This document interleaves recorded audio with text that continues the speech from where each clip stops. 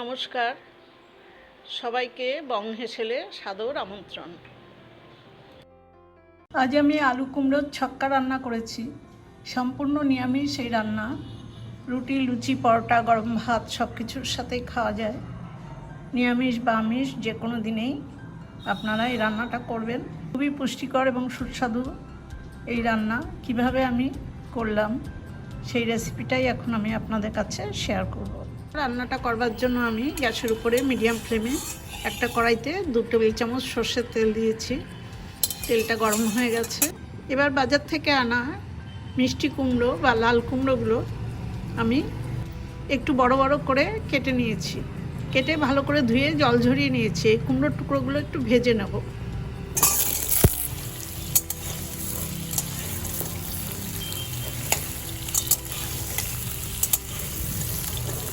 One 4 চামচ লবণ আমি দিয়ে দিলাম কুমড়োর মধ্যে।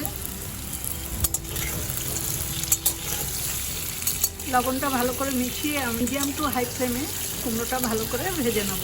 কুমড়োটা 5-6 মিনিট সময় নিয়ে আমি ভালো করে ভেজে নিলাম। শুধু লবণ দিয়েছি, আর কোনো মশলা দিইনি। এবার এই কুমড়ো ভাজাটা আমি তুলে নেব। কুমড়ো ভাজাটা তুলে নেওয়ার পর যেই তেল ছিল তার মধ্যে আমি আরও 1 টেবিল চামচ সর্ষের তেল দিয়েছি। তেল গরম হয়ে গেছে। এবার 2 ছোট শুকনো লঙ্কা মাঝখান দিয়ে ভেঙে আমি ফোড়নের জন্য দিলাম। লঙ্কাটা ভাজা হয়ে গেছে। এবার 3/4 চামচ 5 ফোড়ন দিলাম। ফোড়ন ভাজা হয়ে গেছে। এবার আলু কুমড়ো ছক্কা করবো বলে দেখুন 2 মাঝারি সাইজের আলু আমি চৌকো করে কেটে নিয়েছি। এই আলুটাও আগে ভেজে নেব।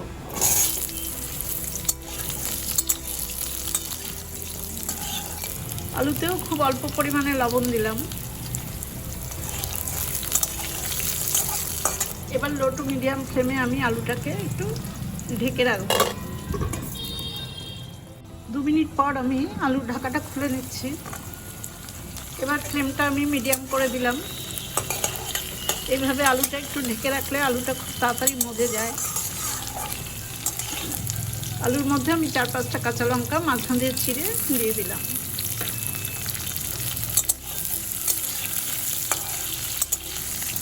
আলুটা মিডিয়াম ফ্লেমে 2 মিনিট মতো ভেজে নিয়েছি। এবার 1/4 চামচ মতো হিং দিলাম, আর 1/4 চামচ গুঁড়ো হলুদ।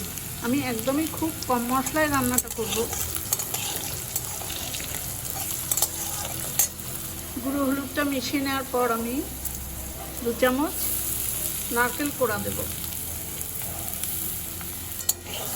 এখানে 2 টেবিল চামচ নারকেল কোড়া আছে। আর দিলাম 1/2 কাপ ছোলা সেদ্ধ। আমি ছোলাটা সেদ্ধ করে নিয়েছি। এবার ছোলার সাথে নারকেলের সাথে আলুর সাথে খুব ভালো করে একটু ভেজে নেব।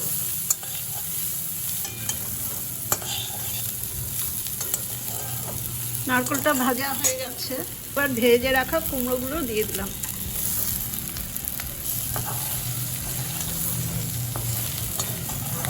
কুমড়োর সাথে সমস্ত মশলা মিশিয়ে দিয়েছি। এবার পরিমাণ মতো জল দেব।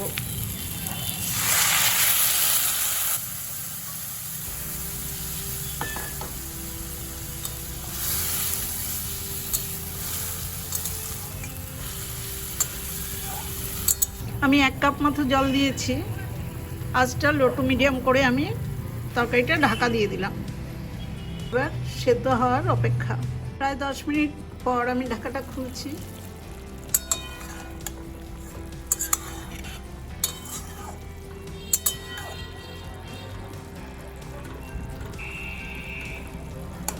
আলু এবং কুমড়ো ভালো সেদ্ধ হয়ে গেছে। আমার আগে পুরো লবণ দেওয়া হয়েছিল না, অল্প লবণ বাকি আছে, সেই লবণটুকু দিলাম। আর চিনির বদলে একটু আখের গুড় দিলাম চামচে করে। এবার গুড় আর লবণটা একটু ভালো করে মিশিয়ে দেবো। রান্নাটা একটু মিষ্টি মিষ্টি হয়, সে কারণে একটু বেশি গুড় দিয়েছি।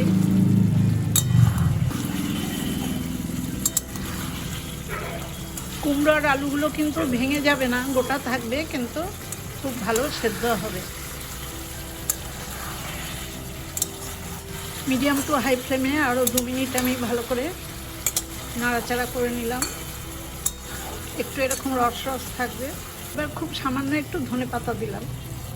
আমি কিন্তু আদা বাটা বা ধনে জিরে গুঁড়ো কিছু মশলাই দিইনি, একদম এরকম মশলা ছাড়াই এই আলু কুমড়োর ছক্কা রান্না করে খেয়ে দেখুন, খুব ভালো লাগবে। রান্নাটা আমার হয়ে গেছে, আমি একটা বাটিতে সার্ভ করে দিচ্ছি।